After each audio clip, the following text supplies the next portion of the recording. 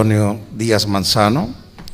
El doctor Díaz Manzano es graduado de la Universidad Autónoma de Puebla, México, con incorporación a la Universidad de El Salvador, y realizó estudios de medicina en Queen Victoria Royal Hospital de Melbourne, Australia, y también hizo su especialidad de neurología en la Escuela Profesional de Neurología del Hospital Clínico de Barcelona, Universidad de Barcelona. También neurología infantil en el Hospital de Niños San Juan de Dios de la ciudad de Barcelona, España. Además, ha trabajado como neurólogo en el Hospital Militar Central de El Salvador, Hospital de Especialidades del Instituto Salvadoreño del Seguro Social, en el Hospital de Niños Benjamín Bloom, Centro de Invalideces Múltiples, ISRI. Es miembro de la Asociación de Ciencias Neurológicas de El Salvador, del cual ha sido presidente.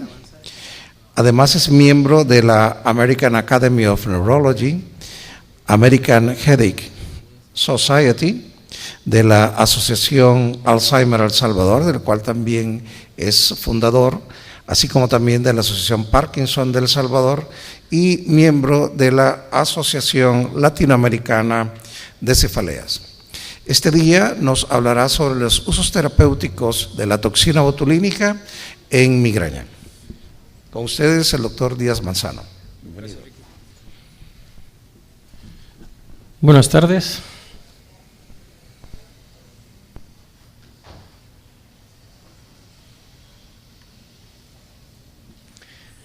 Es un gusto venir a platicarles a ustedes del uso de la toxina botulínica, principalmente en migraña, porque realmente es un tratamiento eficaz y es una muy buena herramienta para los migrañosos. La historia de la toxina botulínica no fue diseñada para usarla en neurología, sino que fue diseñada para usarla en oftalmología, para el estrabismo. El problema fue que no fue eficaz, y sobre todo aplicarla en los músculos extraoculares para corregir el estrabismo. Eso ocasionó que vieron que los pacientes que recibían la toxina botulínica mejoraban, sobre todo los de blefaroespasmo, que no teníamos ningún tratamiento eficaz para eso. Por esa razón fue aprobada en 1989 en Estados Unidos para utilizarla en blefaroespasmo. Pero fue en Canadá donde se demostró que además de eso borraba las arrugas, porque no había sido diseñada para usos cosméticos. Y a manera de anécdota quiero comentarle lo siguiente. En El Salvador fue el primer país en Centroamérica que utilizamos la toxina botulínica. Eso sucedió hace 25 años en el marco de un congreso centroamericano. Y a mí me tocó aplicar las primeras toxinas botulínicas aquí en El Salvador. Y tuve una pacientita que tenía un blefaroespasmo, una señora ya como de unos 80 años, y se le corrigió su blefaroespasmo. Cuando me vino a su control, quizás un mes o 2 meses después, la señora estaba feliz de la vida y me dice: doctor, pero ahora quiero que me lo aplique en el otro lado. ¿Por qué? Le digo, si ahí no lo necesitas, ahí no tiene blefaroespasmo. Sí, pero míreme lo lisita que estoy de aquí y lo arrugada que estoy acá. Y yo, sí tiene razón. Pero jamás se me ocurrió publicarlo o decir que también podía tener efectos para eso. Años después apareció la indicación para precisamente ya con fines cosméticos. Y así fue como ya empezó a usarse en distintos procedimientos cosméticos, hasta ahora que llegamos ya a lo que es el uso en migraña. Precisamente el doctor Alan Scott utilizó la toxina botulínica para tratar algunos casos de estrabismo, pero fue Jean Corruter que utilizó la toxina botulínica para tratar blefarospasmos, y ahí fue donde notó que los pacientes que padecían de migraña, eso fue en el año 1991, el doctor William Binder lo empezó a utilizar ya en migraña. Y a eso le debemos que ahora utilizamos la toxina botulínica en migraña. ¿Cómo actúa la toxina botulínica en el tratamiento de la migraña crónica? La respuesta está en que es simple. Podríamos decir que no se sabe, pero lo cierto es que sí. Sí tiene su acción, tiene su mecanismo en la cual bloquea a nivel de la placa de la unión neuromuscular y hace que los músculos que rodean todo el scalp no se contraigan durante el proceso de la migraña, que tiene un principio vascular trigeminal. Por esa razón es que los pacientes con migraña crónica, que son los que tienen mayor discapacidad y menor calidad de vida. Cuando hablo de migraña, yo siempre digo que la migraña no solo es del paciente, sino que es de la familia. Porque la persona que padece migraña y los migrañosos que están aquí presentes saben que el día que les da migraña no solo les afecta a ellos, afecta al grupo familiar, a los que están cerca de ellos. Por eso es que la migraña tiene ese efecto a nivel familiar. La toxina botulínica la usamos en los casos de migraña crónica que no ha cedido al tratamiento farmacológico tradicional. La aplicación de toxina botulínica debe ser realizada por una persona capacitada y con experiencia en el tratamiento. La razón, porque en sí la aplicación es dolorosa y tiene que aplicarse en el sitio correcto y rápido, porque mientras más se tarda, significa más agonía para el paciente. Entonces termina la sesión un poquito maltratado. Las personas que padecen de migraña crónica saben que les puede llegar a afectar todo lo que es su vida diaria y el dolor que producen en sí.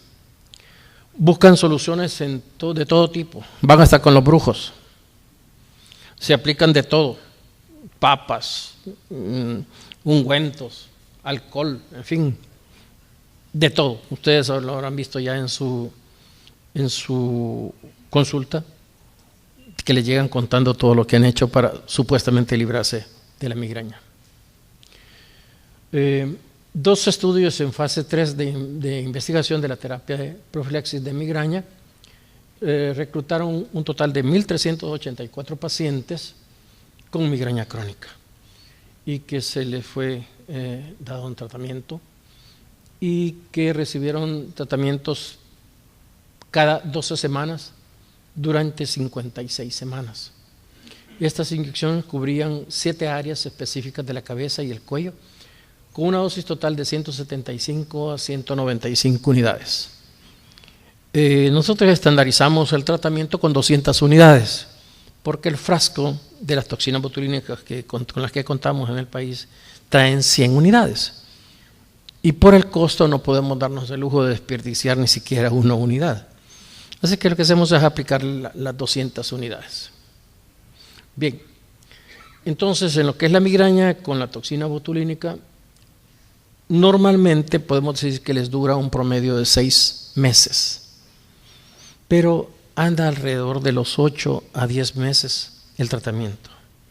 Después de ese tiempo, tenemos que volverla a hacer una nueva aplicación, pero ya el paciente ya va programado. y ya lo está esperando, sobre todo si nosotros se lo comunicamos en la primera aplicación. Y ellos mismos lo buscan porque saben el bienestar que han tenido. En ese periodo no quiere decir que no van a tener una sola crisis de migraña. Pueden tenerla, pero que lo resuelven con 500 miligramos de acetaminofén, que antes les hacía los mandados. Estos son los puntos de aplicación de la toxina botulínica. Entonces, ustedes pueden observar en lo que es en la frente, que dicho sea de paso, la aplicamos con agujitas muy finas, como las que usamos para insulina, y sirve cosméticamente porque le borra todas las arrugas frontales. Es una ganancia secundaria. De ahí en la parte posterior, en lo que es el arraigo, las raíces del esternocleidomastoideo, y lo seguimos incluso hasta el hombro. Y en la región parietotemporal también tenemos 4 puntos que van aquí, como que si fueran un boomerang, y también lo aplicamos a ese nivel. La migraña crónica debe ser correctamente diagnosticada para excluir otras formas de cefalea, porque si no, no nos va a hacer efecto. Algunos tipos de migrañas se deben al abuso de analgésicos, los cuales se deben retirar 4 semanas antes para evaluar los resultados. Es conveniente pedirle al paciente que lleve un diario de cefaleas y migrañas donde anota la forma, frecuencia, duración y características de la cefalea y de las crisis migrañosas. En algunos pacientes, la toxina botulínica empieza su efecto desde el primer día. A veces, incluso si no llegan en crisis, desde el momento que se aplica. Y en otros, que es lo normal, tarda entre 1 a 2 semanas en hacerle su efecto.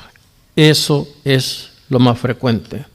Y tenemos que avisarle al paciente, porque él cree que ya de nuestro consultorio va a salir ya libre de migrañas. Entonces, tenemos que avisarle para que de esa forma no tenga el efecto. El efecto le anda por alrededor de los 6, pero en lo que yo he visto, que nos dura de 8 a 10 meses. Incluso he tenido casos hasta de 1 año. No siempre es así, pero sucede. Entonces, aquí está qué es lo que sucede en lo que es a dónde actúa la toxina botulínica. Cada día existen más indicaciones médicas. Ahora se usa incluso en la hiperhidrosis. Se está utilizando para los niños con parálisis cerebral infantil. Se benefician muchísimo porque se logra mejorar, por ejemplo, el caminar de ellos. Y se van a seguir descubriendo más opciones. Ustedes pudieron haber escuchado el uso de toxina botulínica en esclerosis múltiple, en la espasticidad. Han escuchado ahora en temblor, en distonías. Se va ampliando cada día más, además de los usos cosméticos. En el dolor neuropático, normalmente al llegar un estímulo nociceptivo al cuerpo, como sería, por ejemplo, un pinchazo de aguja, se convierte en un potencial de acción que cambia la polaridad del axón para poder permitir la transmisión del dolor. Una vez que ya hemos terminado el estímulo, la polaridad de reposo se restablece. En reposo, la fibra nerviosa contiene un predominio de potasio con carga negativa en la parte interna, pero en la parte externa va el sodio, que lleva carga positiva, y precisamente en lo que es en la porción externa. Esta es la placa neuronal donde se lleva a cabo precisamente esto. El efecto muscular a nivel de la placa neuromuscular, cuando llega la orden del cerebro para realizar un movimiento, la onda de despolarización llega a la parte terminal del axón, lo que les estaba mostrando anteriormente, donde se encuentran almacenadas las moléculas de acetilcolina, que es el neurotransmisor. Al romper esas vesículas, son liberadas las moléculas del mediador químico, acetilcolina, hacia el espacio sináptico, de ahí pasan las fibras musculares para estimular la contracción. Se lleva a cabo la exocitosis, que es parte del proceso del ciclo vesicular y que consiste en la fusión de las bicapas lipídicas de la vesícula y de la membrana para expulsar el medio interno los mediadores químicos, como es el caso de la acetilcolina, que es el neurotransmisor que lleva la conexión del impulso. Esto hace que se vierta hacia el medio externo, como es el sudor o las lágrimas. La exocitosis, en gran número de patologías, cursan con aumento de la exocitosis en la unión neuromuscular y en las terminaciones nerviosas que inervan las glándulas sudoríparas, generando contracciones anormales, capacidad, espasticidad, distonía o bien sudoración excesiva. Por eso es que ahora la toxina botulínica se está usando también en los casos de hiperhidrosis. Hiperhidrosis, estamos hablando de personas que secretan una gran cantidad de sudor a nivel de axilas, en regiones inguinales, en plantas de pies, en las palmas de las manos e incluso en regiones inguinales, que llevan a personas que tienen que cambiarse 2 a 3 veces al día su ropa interior debido a esto. Esto es lo que sucede, lo que les estaba explicando, la exocitosis en la unión neurovascular, aquí en donde se liberan. Y es lo que nos hace, ahí actúa la toxina botulínica impidiendo esa liberación. En el dolor neuropático, cuando llega un estímulo doloroso, se va transmitiendo la onda de despolarización, permitiendo la salida del potasio al axón y la entrada de sodio. Esta condición permite la transmisión del mensaje eléctrico a la médula espinal y de ahí a los centros cerebrales del dolor. El dolor neuropático se presenta en neuropatías, principalmente la neuropatía diabética, que es la número 1, en infecciones por herpes, en la neuralgia posherpética, las compresiones radiculares, entre otros. Y como hemos estado viendo aquí también, el dolor neuropático en distonías y en esclerosis múltiple. Se caracteriza por alterar el retorno del sodio al exterior a la membrana axonal, lo cual mantiene una carga negativa, con un estado de hiperexcitabilidad en la membrana neuronal, que se traduce clínicamente en dolor, y es lo que hace el dolor urente, frecuente, molesto, incapacitante en los pacientes. La toxina botulínica tiene una acción parasimpático-mimética, por lo que es útil en las distrofias simpáticas y en la hiperhidrosis. El efecto de la toxina botulínica en el dolor depende de la modificación de la excesiva actividad muscular, como en fibromialgia, que también se está utilizando mucho, en la actividad muscular y en la espasticidad y en las distonías, como recién nos mencionaba el doctor Cornejo. Evita la liberación de la acetilcolina, como ya les he dicho anteriormente, relajando los músculos y disminuyendo la contractura y la espasticidad y las distonías.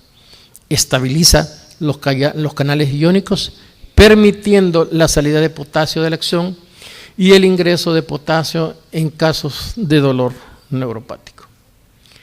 Modificando las fibras nociceptivas, impide la liberación de glutamato, la sustancia P y otros neuropéptidos a nivel de las terminaciones nerviosas, que también participan en el mecanismo de producción de migrañas.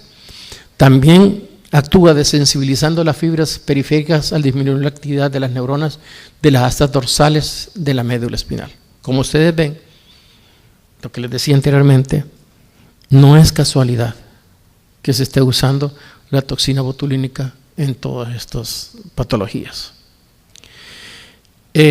Espero que les quede el mensaje de la utilización de la toxina botulínica, y para mí ha sido un gusto poder venirles a dar este mensaje. Muchas gracias.